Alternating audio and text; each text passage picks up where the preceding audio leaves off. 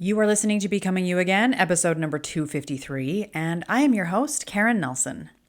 Welcome to Becoming You Again, the podcast where you learn to step into your power as a woman in this world, where you learn to reconnect to your wholeness, your integrity, and bring into alignment your brain, your body, and your intuition after divorce. This is the podcast where you learn to trust yourself again and move forward toward a life that you truly want.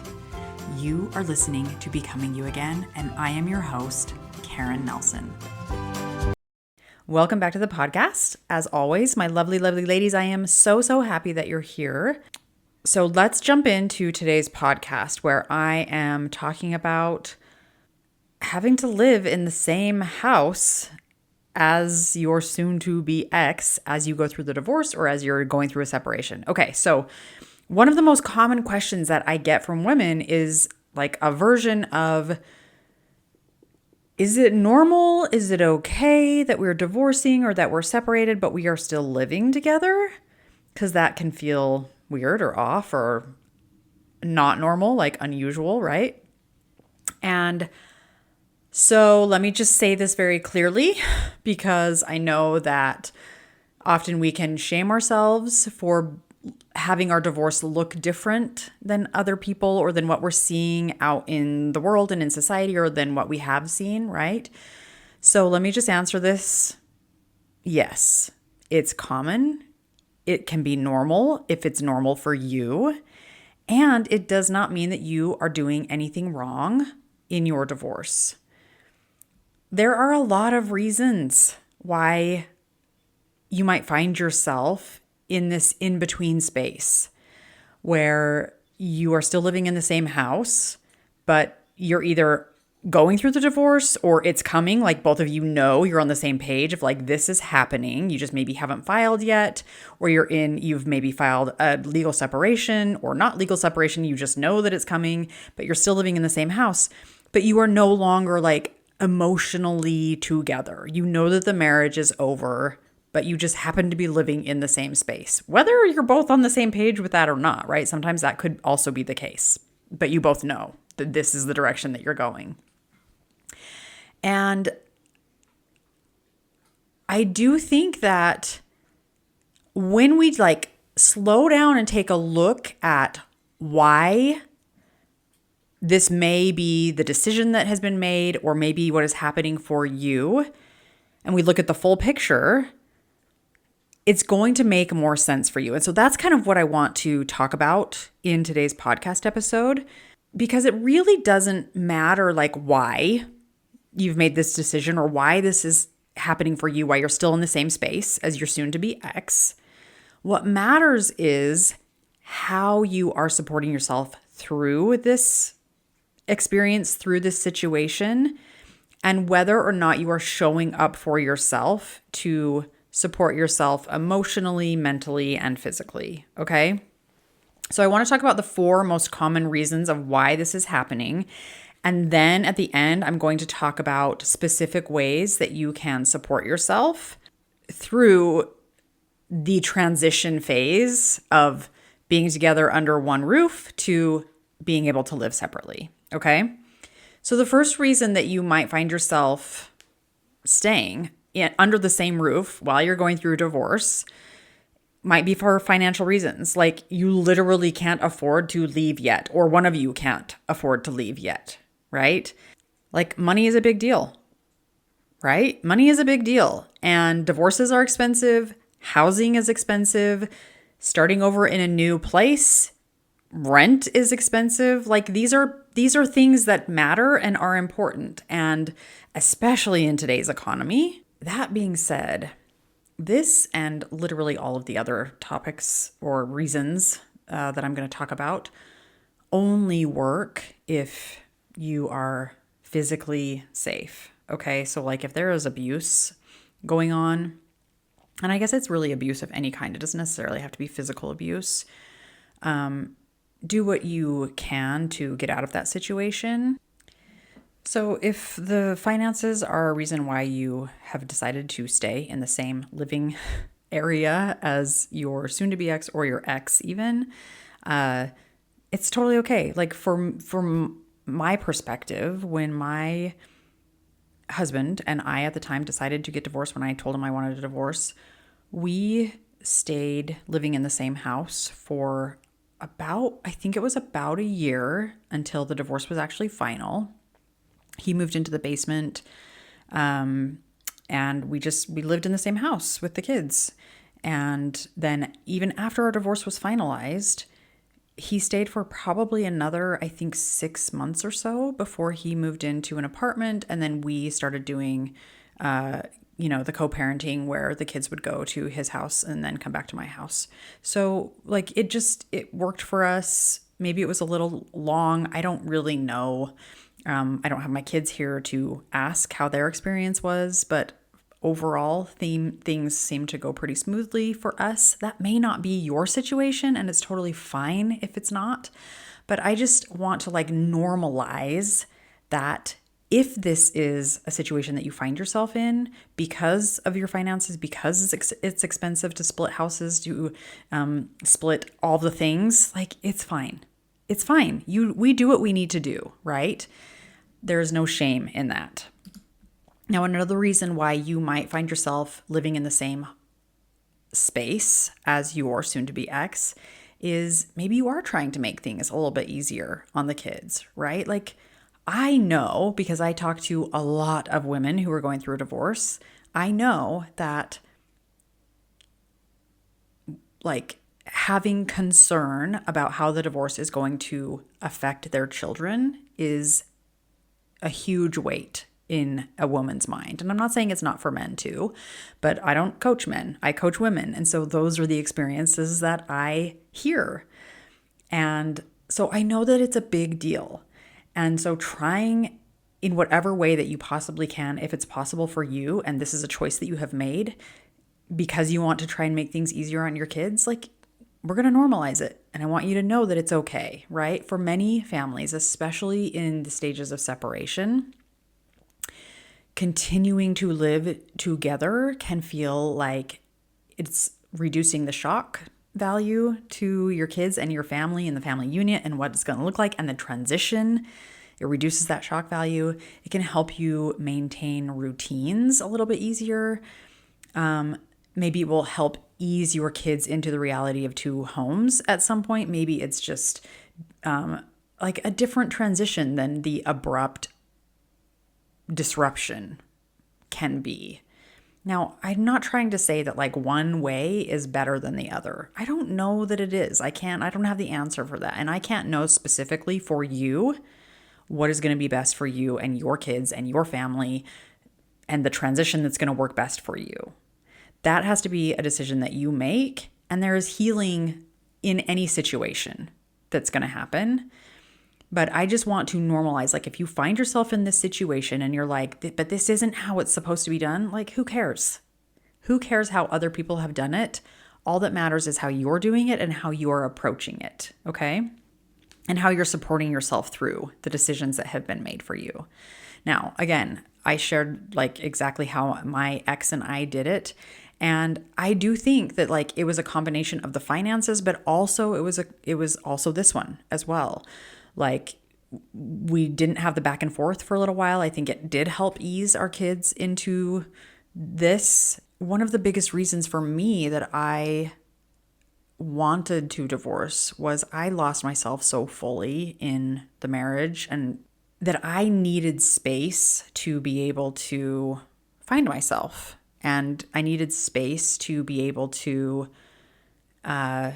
figure out who I was. And this situation where we lived in the same house for such a long time really provided that opportunity for me. It doesn't mean that you can't find it in another situation where you do separate households right away. You totally can, because you will have like child custody agreements and you will have your own time. But when we were living in the same space, it just made it like the flow was easier, I should say. Like basically it was like Tuesday nights and Saturday nights were my nights to go do whatever I wanted. So I would leave the house, and those were the nights when he was home with the kids. And then I think his nights were Mondays and Fridays to leave, and I was home with the kids. And then the rest of the weeknights or weekdays, we were all just kind of there together. It worked for us. We figured it out.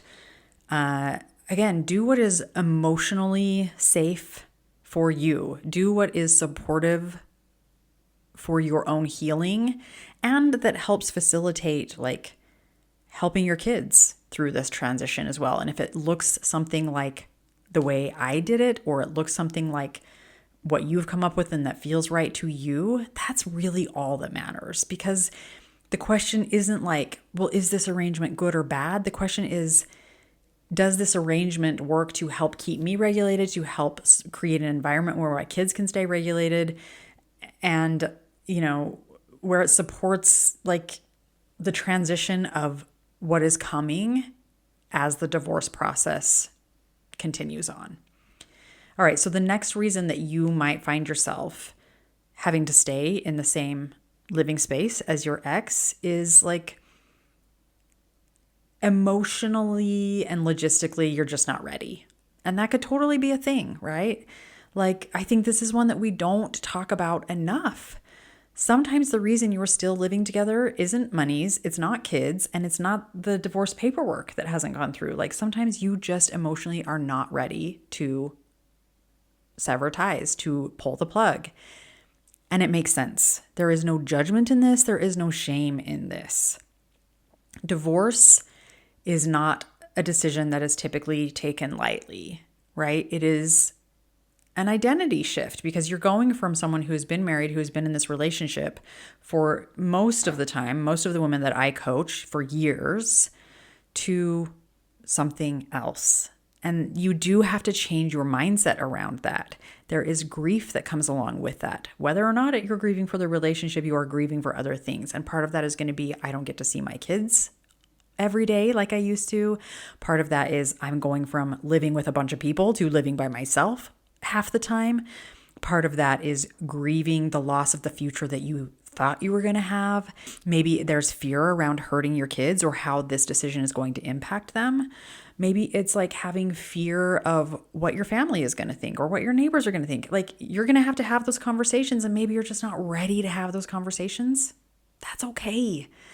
It can feel scary to have open conversations and tell people I'm going through a divorce, especially in the culture and, the way we have been conditioned that marriage is everything and amazing and divorce is like the most shameful thing that you could possibly choose to do. How could you? That can be scary to have those conversations because we believe that other people are going to have a lot of judgment over us and our choices and the way we've been living our lives and whatever, right? Whether or not there's a reason for that judgment, we feel like people are going to judge us. And the reality is a lot of them probably will. So this decision of like wanting to stay because you're just emotionally not ready, it totally makes sense, right? It's very common, and you're allowed to take the time that you need to figure out that process. You're allowed to move slowly if that feels right to you.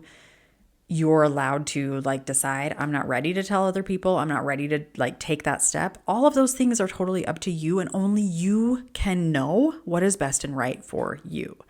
And if helping you stay in the same house for some time is helping you to figure out like your own emotional stability, your own tools and remedies that you are going to use to help you through this transition, then do it. Okay. And the last reason is just maybe the legal proceedings are taking a long time, right? Like the divorce just isn't finalized yet. This is a reality. Some divorces take a really long time. They just do. Mediation can drag on. Maybe paperwork gets delayed, like one person's not filling out or turning in their paperwork, or assets are taking a long time to divide. Court schedules are moving slowly. Like there's a lot of like logistical things that are out of your control that could come into the legal process of actually separating everything in the divorce. And so that could be a reason why you both are staying in the marital home, because nothing is legally settled yet. And it's possible that if you decide to leave prematurely before that happens, that could complicate asset division, that could impact custody agreements, that could create financial and legal disadvantages for some people. Like there's a lot of things that can go into it. So again, it makes sense if you both decide to stay in the home until things are legally down on paper who gets what. And so, like, number one, if this is your reason, I want you to focus on a couple of things. Clarity, like know where you are in the process and what the steps are that need to get you to the place where things are divided, and creating the emotional and physical boundaries for yourself as you're going through this process that are going to help support you through this transition and through knowing like when that date of being able to, one of you moving out or one of you separating out of the marital home, or the marital home is, in the process of being sold and then you're both going to leave, like supporting yourself through that time. So let's talk about what that looks like, right? I've talked about the four main reasons of why this might be happening to you, but let's talk about like how to support yourself through this transitional period, because we know it's not going to last forever. Okay. That's number one. I just want you to remind yourself this is not going to last forever. You may not have the exact date. You may not know exactly when, but it is not going to last forever. And if you can remind yourself of that when things get challenging, when things get hard, when you're just like kind of emotionally exhausted with being in the same space as this person, even if it's amicable, that can still happen. Just remind yourself like a date is coming. This isn't going to continue on forever. Like there will be an end date. Just keep reminding yourself of that, okay? But here's a couple other specific things that you can do to support yourself through this. Number one, set boundaries for yourself. Like this is going to depend on how amicable the situation is, because depending on that, your boundaries will look different, right?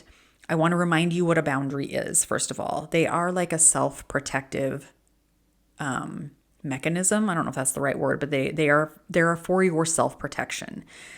Boundaries are not ultimatums. They are not a way to manipulate someone else into doing what you want them to do. They are kind of like an if-then statement supporting you, okay? So like, if you do this, then I will do this to take care of myself. I will do this to protect myself. I will do this to ... Okay? So whatever the boundary might need to look like let's say you've decided we're not going to talk about the divorce unless we are in the mediators, we're with the mediator. And so let's say your ex comes and they start talking about like they're upset over the divorce, or they want to talk about how we're going to divide assets, and you're not at the mediators. You can say, listen, if one of us starts talking about the divorce and we're not in the mediator's office or we're not in a mediation session, I will leave the house and go for a drive. I will go up to my bedroom and have some alone time. I will ask you to please stop and then change the subject. I will ask you to please stop and take the kids to my mom's and we're going to spend the night there. Like whatever, right? You get to come up with whatever the boundary is, whatever the way is that you're going to take care of yourself in that situation. But boundaries, and then being willing to follow through with whatever boundary you set for yourself, those are important. So keep that in mind. The second thing that is going to be really useful is decide on like house rules or family time. And like this just takes me back to the idea of when I left the house, it was Tuesdays and Saturdays, and then my ex would be like, we were still married at the time, but like he would be home with the kids those nights. And then same thing with like Mondays and Fridays, he would leave, I would be home with the kids. Like those can be house rules, right? Okay, this is my bedroom, that's your bedroom. This is my space, that's your space. Maybe nobody enters the other person's room without knocking or without asking permission. Like those kinds of rules of respect and understanding can go a long way as you both find yourselves in a situation where maybe both of you don't really want to be in anymore, but this is the way it is, right? And so having those kinds of things in place can help make the transition a little bit easier. And then lastly, just like have supportive tools and remedies at your fingertips, things that you know help you when you get activated, when your nervous system is heightened, when you are feeling emotionally fragile, or you're feeling like you're on an emotional roller coaster. What are those things that really help you? Like I've talked about this in previous podcasts, but have an emotional safety plan ready for yourself. There's going to be hard days. There's going to be days that are more challenging to be in the same space, especially when you're going through the divorce and you're like, I just really wish that this was done. Like, have those tools and remedies ready at your fingertips. What are the self-care tools that help you, that work for you? What are the grounding exercises that help you get present and support yourself? What are you willing to do to allow the emotions to be present inside you, to allow the emotions to flow through you? How are you going to support yourself by moving your body? Like, what are the exercises that help you work through the stress cycle, right? Know when you need to create space for yourself to keep yourself emotionally and mentally supported. So those are the things that I want you to focus on if you find yourself in this situation, and let's normalize that it's totally fine. Your divorce can look however it looks. It doesn't have to look a specific way, and it doesn't have to fall into what you've seen like in society and how other divorces have gone. It can be your divorce, and it doesn't mean you're doing it right or wrong. You're just doing it the way it is for you, and that's totally okay. All right, my friends, that is what I have for you today. Thank you for being here. I will be back next week. Hi, friend. I'm so glad you're here, and thanks for listening. I wanted to let you know that if you're wanting more, a way to make deeper, more lasting change, then working one-on-one with me as your coach may be exactly what you need. Together, we'll take everything you're learning in the podcast and implement it in your life with weekly coaching, real-life practice, and practical guidance.